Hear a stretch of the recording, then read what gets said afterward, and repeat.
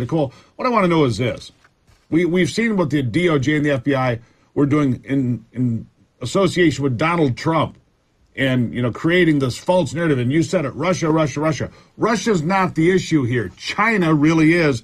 And my question is, what is China's involvement, do you think, right now with the 2024 election or elections that have already passed? What is the Chinese Communist Party's play here?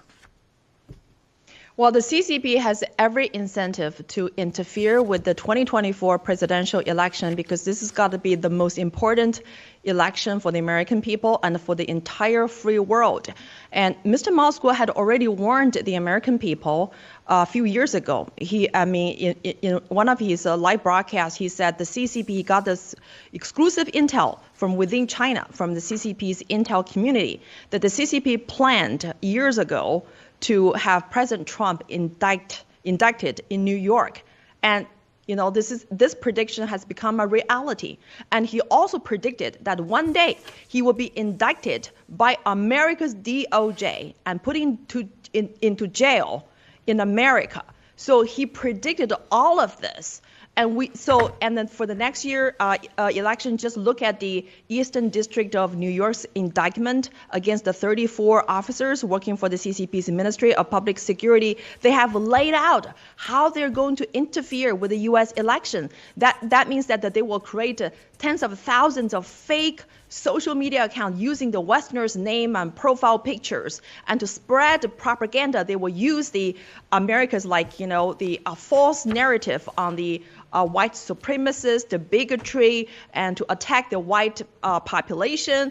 And that they will use the George Floyd death as an important opportunity to instigate a racial hatred in American society. And then, you know what? And they will also spread the Russian disinformation propaganda and as a scapegoat for the DOJ and the FBI and the CIA's disinformation campaign to mislead American people and to interfere with the U.S. election. So next year, we should be worried about the two interference with the U.S. election. One, CCP, and one, it's America's own intel community, the DOJ, the FBI, and CIA.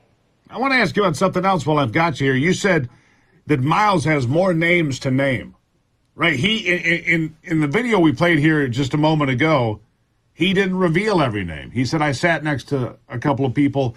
I read things. He knows things. He's got things figured out. He didn't share all the names before he was arrested, though, because he knows a lot more than he has shared thus far. Maybe that's why he is behind bars right now, unable to speak to anybody, without bail, without an attorney, allowing him to communicate to America and the rest of the world. How many more names do you think he has? Do you know any of the names? Who has these names, or is it just him? How do we get them?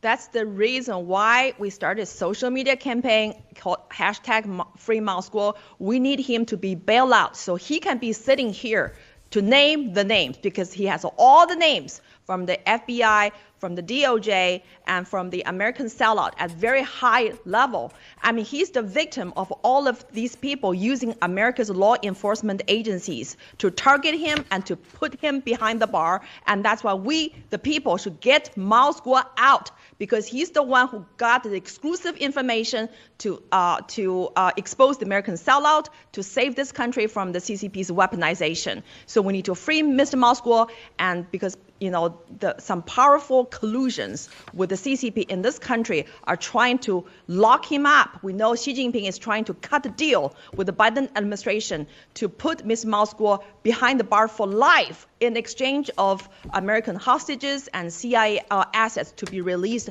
by Xi Jinping. So they're trying to make a deal, and we need to expose them, because Americans' hostages and CIA assets should not be bailed out by selling out America's own justice system and rule of law. And the one person that can shed light on what we need to know, one person who has key information, Miles Guo, we have to get that information. I agree with you.